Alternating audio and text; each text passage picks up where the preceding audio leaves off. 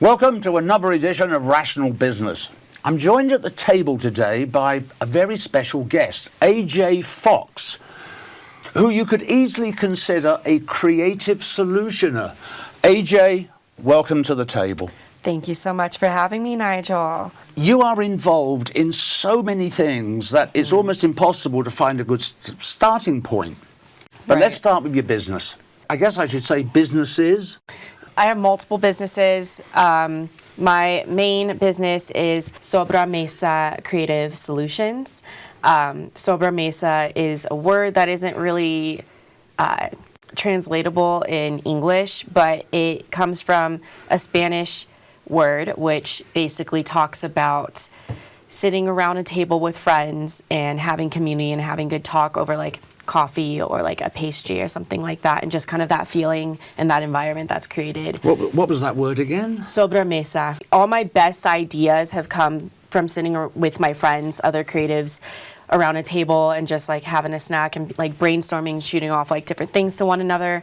And it's been really cool. I really started doing more of like the event work. I was doing event work before COVID, but that slowed down for obvious reasons. For very obvious reasons. And then Rufio from Rue Entertainment, he puts on monthly events with Ritual Noise in Denver every second Friday at Trax Nightclub. And they needed a vendor manager, and he gave me an opportunity, and I knew nothing about like vendors or management. But once I started to pick up on it, I like realized, I was like, oh wow, I was kind of built for this. Every time I was younger and they like shut down a street and put up booths, I was there. I was like, I want to go. What's going on? Who are these people? And I just really like knowing different people who do different things. So it just fits in well. Right. I mean, you must have a vast collection of expertise in all different areas. Jack of all trades kind of type of deal. Yeah. I have like ADHD, so hobby jumping and just kind of staying on my feet and always trying to go deeper and see what I can do more and how I can be helpful has always been a big part of like getting into what I do. Right. In your business itself, okay, so you do a lot of work. What was the name of the gentleman again? With Denver? Rufio, with Rue Entertainment and Ritual Rue Noise. Entertainment, right. So you do a lot of work with Rue Entertainment, but how about you on your own? Because you also organize events locally. Yeah, so I've wanted to, after getting into the vendor management stuff, I wanted to create more opportunities locally because like Denver's a trek and I don't want to go there all the time, every single time I work an event.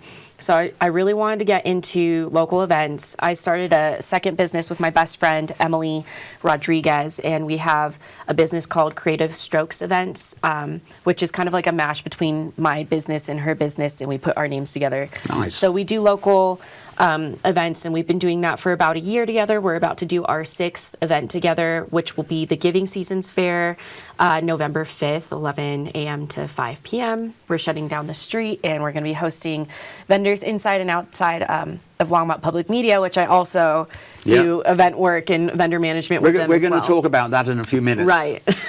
So, the whole starting events here, my friend Emily came at me with a really cool idea. She was working closely with the Altona Grange Hall and helping them with like their foods and flea markets type of like market series, and thought that we had the potential to do something really cool. So we did like a fall festival there. It was a really fun time. Followed it up with like a maker's market in December. Really good time. We try to focus on like just small business owners, makers, artists, cottage type of maker things. It's just a good time. Mm-hmm. I like it because you're always trying to help. I don't want to use that. I was going to use a word I shouldn't use. You always want to try and help the smaller businesses be successful. I'm all about like small business support, I think so many creative people and people who have an idea, they have this idea, it's a great idea, but how do you execute it? Like how do you break up that big goal into like bite-sized chunks and turn it into something that you can actually like achieve? And that's just where like coordination and organization comes in. So a lot of sometimes it feels like herding cats. Sometimes it's always worth it. Every single time it's worth it to just see people be able to like show up in the world the way that they want to show up in the world.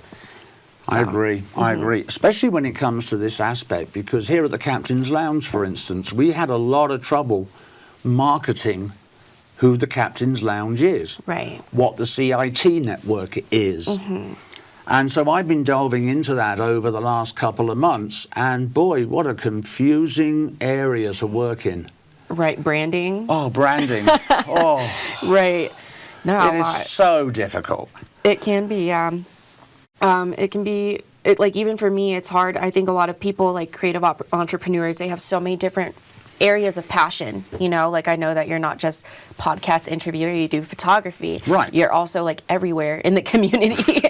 I see you all over the place. And I mean, I have my hands in so many different like places as well. I like to make vision maps with like my clients, and it's something like a therapist passed down to me like years ago. Figure out what your mission statement is, what your big goals are, the things that support you in achieving those goals, the things holding you back in achieving those goals. It's really cool, but that's kind of what I start out every single time, just helping people get narrowed it down on like really what is their mission statement. Right.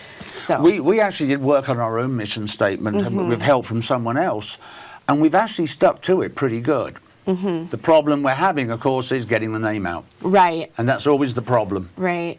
And everyone suffers from that. Yeah, everyone does, but you know, the solution is actually really easy.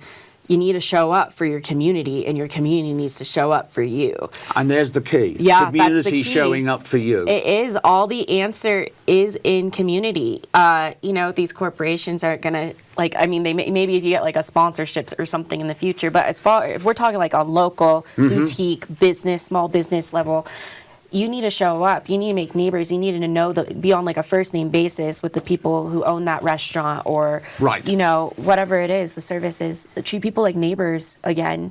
You know, I think it's been interesting after COVID.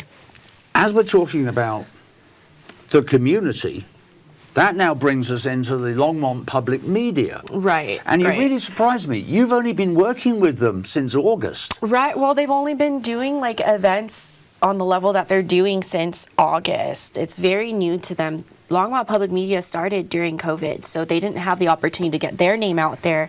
They kind of like, you know, when you're a new business, you can come into the scene with like some momentum. You know, you're like, we're new, well, this is what we're doing. Like, get excited about us. We're excited about being here. And you missed out on that during COVID. You're not allowed to do anything.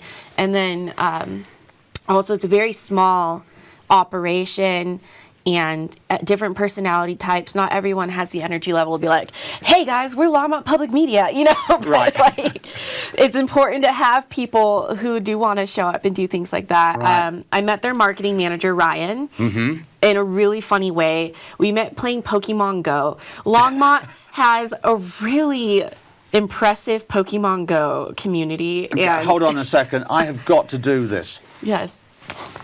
What? Yeah. No, we're in a group chat on Facebook that I randomly got added into because I wanted to play, like, raid Pokemon with people, and I don't have enough in real life friends that will play Pokemon with me. So you have to make them online.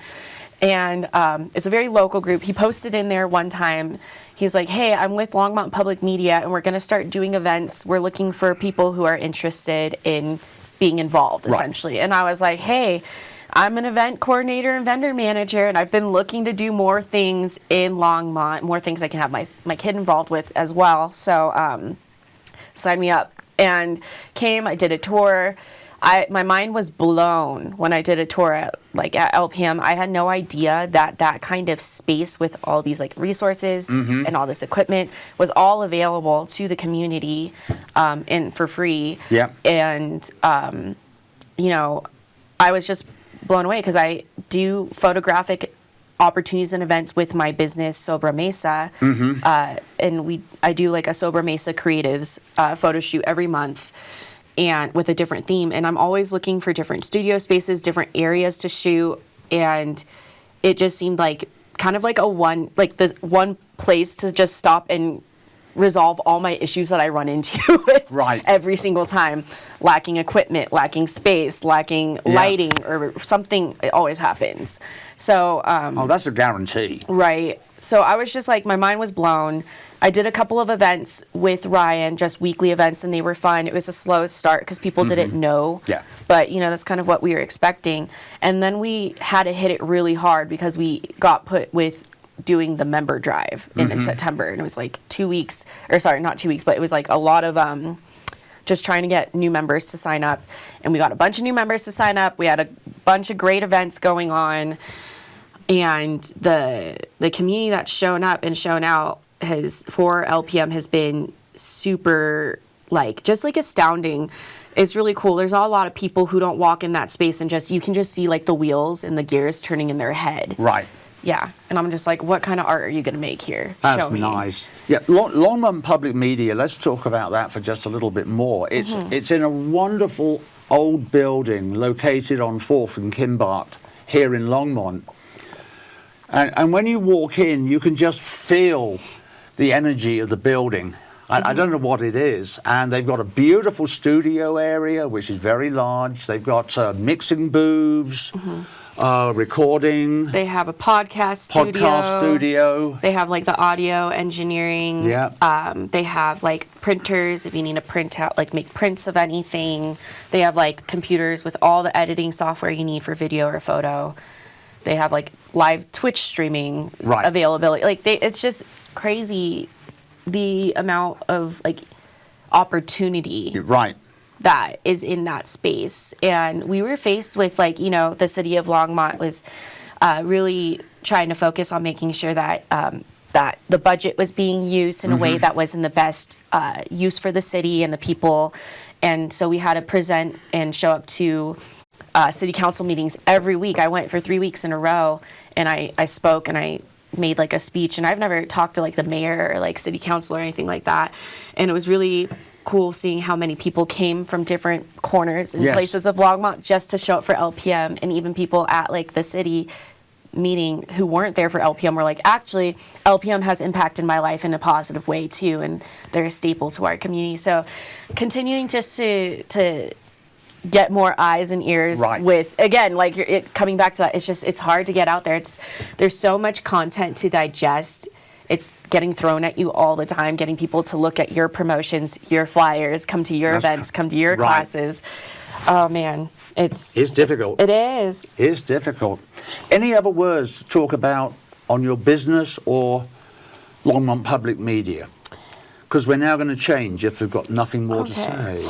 Well, I guess the whole thing with the business and LPM that ties in is community. I'm passionate about community, and I'm passionate about helping people make the art that they want to see in the world. Right. So that can very much just sum that up. I've got an amazing event coming up as well.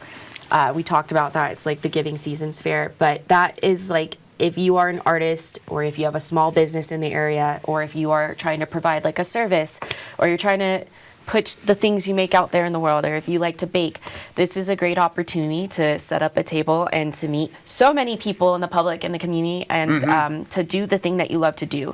So anyone who's interested in that can always get a hold of me. Absolutely. Change gears. Yeah. Okay? Modeling.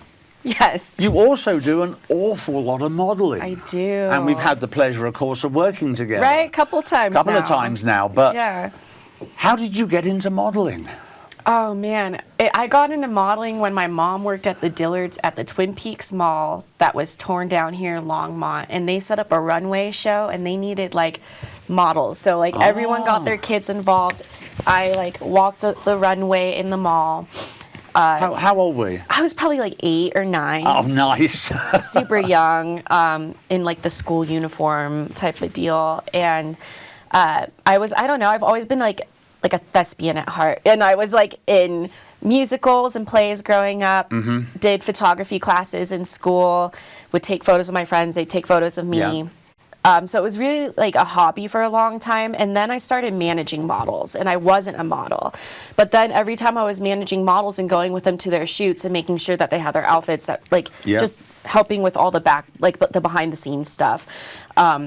while the models were getting ready, the directors would be like, hey, let's get a couple of photos of you or whatever. So I'd jump in, get a couple of photos, and it would be cute. I'd be like, oh, new profile picture. I didn't think too much of it. And then people started to ask me to model more and more. Nice. And then it turned into brand ambassadorships and like promo modeling, which is like I do mostly like, like I just did like a brand shoot for like a lingerie company that's like locally owned.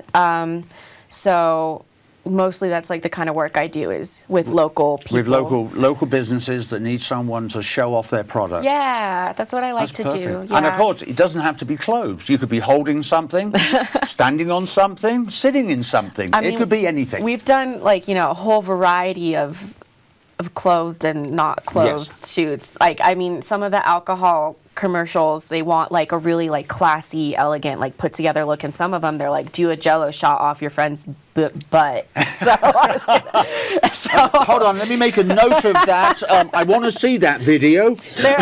I was actually going to print out the still image. It's just so glorious. I want to hang it above my mantle and get one for my friend who is my co-model in that, because that was a good time. But I love modeling. The photographic events that I do every month are so that way I can just like create a different theme to add to portfolios for people and like another opportunity. I'm very much like into making sure that like BIPOC and LGBTQ plus like people can get in front of the camera. Anyone of any experience level should be able to get in front of a camera at any point and feel confident and feel and comfortable and just have a good interaction with like person taking the photos, them getting their photos taken, the environment. So sometimes like the group meetups can be really intimidating for models or photographers, and you almost like want to go with a friend so that way you don't feel out of place. Right. But the photo shoots every single month, they're a blast, and they just keep getting better and better. And we get to like feature a different photographer in the area, so it's nice because you get a group of models to network with that photographer. They get to check out that style, interact with that person, because each photographer brings something so different. I'm glad you mentioned that, because people don't realize it, but every photographer does something a little different. Right. They look at different angles, they different lighting techniques. Different editing styles. Right. And I mean, your work even, and it changes from set to set. It depends like what you're doing. If you're doing something outdoors or if you're going to do something more set up. Yeah. I did a shoot with a very good friend of mine, April Tees, and she wanted to do a sunflower shoot. So we went and did the sunflower shoot all locally here, even though she lives up in Bailey, of all places. That's far. At 9,000 feet. I did a series of colour, and I just did, very standard colour type photographs. And I'm looking at them and going, you know what? I'm going to make these look like they came from the 1800s. And I've got software that will allow me to do that. And I turned this whole set into something that looked like it just came from the turn of the 18th, 19th century, a little sepia-ish, but not too much. And really looked sweet. Sent them off to her, and she said, job well done. Right, exactly. And that's like the whole thing. And it's like being just, again, getting faces to meet. So that way, like, you have common interests. Maybe we could have common interest in common together. Right. Absolutely. And share space. Absolutely. And once again, make art. It's like the shoot we did down at the Speakeasy when we first really got to know each other. Right. That was good. It was our first time meeting. We were friends on Facebook for a while before then. And it was so nice because everyone got on.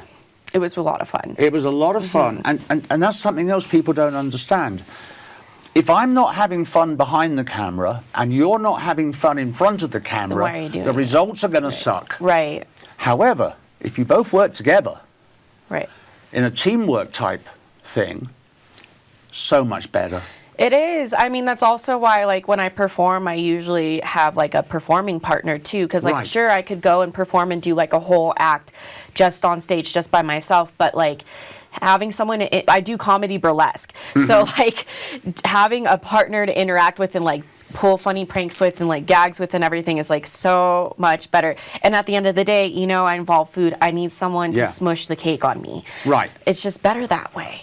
It's funny because a lot of models starting out afresh, see, you have done this without realizing it. They say, Nigel, can you give me any tips? And I say, yes. Go along to your community theatre and try out for a show. Right. That is going to give you everything that you need for photography. You're going to have to be on stage. There's going to be light shining on you. There's going to be people barking orders at you, asking you to do something. And it is a great way of learning what you have to do when you get into modeling. Right. Because people don't realize it. As soon as you are in front of an audience, modeling, acting, giving a talk, giving a presentation to 10,000 people, it's all acting. It is all acting. You know, I like to call it code switching. Okay. You know, like different environments need different types of energy. And Yes. like, I have an energy budget. So like deciding, it's like we're doing the podcast first thing in the day. Because if we did it at 1 p.m., different version of me. Different version. I can understand for sure. that.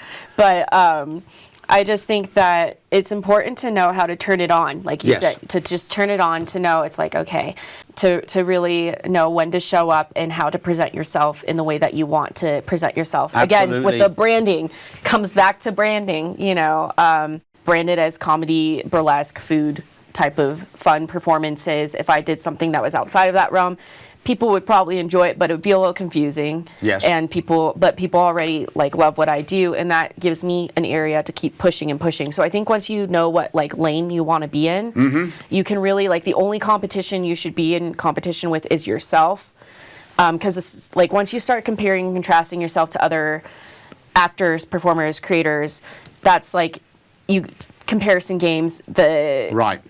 The imposter syndrome kicks in, and you know we don't have time for that. No. You know, no one is going to be a better you than you. That's Than like you, yeah. comparing apples to oranges. You wouldn't go and eat an apple expecting it to taste like an orange, and when you want an orange, you're going to go eat an orange. You know, so just know that I think that there's plenty of space in the world for us to show up as who we want to be showing up as. And I think that there's plenty of space for us to support other people, even if they do photography too and you're doing photography. Even if they're doing comedy burlesque too and you're doing comedy burlesque or whatever. There doesn't need to be like a competition type of vibe at all. I mean, April Tees, who I mentioned earlier, she has her own burlesque group. Very, very successful. Awesome. So it's kind of nice. We should probably think about wrapping this up for now. Yeah. I've got a funny feeling that we could probably sit here for another hour and talk about stuff. I mean, But do you have any yes. closing comments? Oh man, closing comments. Closing comments. Don't be afraid to be yourself or to do the thing that you've been held back to do. Life is short, and don't take it for granted. Make the art that you want to make in the world show up in the way that you feel most authentically to show up. Don't assume the capacity of yourself or others, and just show up in the best way that you can. Absolutely. Couldn't agree more with you. AJ, thank you so much for coming into the studio.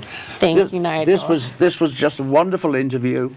It makes such a pleasant change from in politics. Oh, I know. I'm about to go into that soon, so. Ah, well. I hope you've enjoyed this interview. AJ, we've only scratched on the surface of who AJ really is, but she has given a lot of very useful information, a lot of good tips, and she's just a really open and honest person. So, you know, if you're in the Longmont area and you need help with an event or modeling or whatever, contact AJ. She will be able to help you. Also, top left-hand corner of the screen, there's a subscribe button. Please hit it. I'm Nigel Aves, your host, signing off. We're in the Captain's Lounge studio, and that was A Rational Business. Thank you very much. Take care out there. Bye-bye.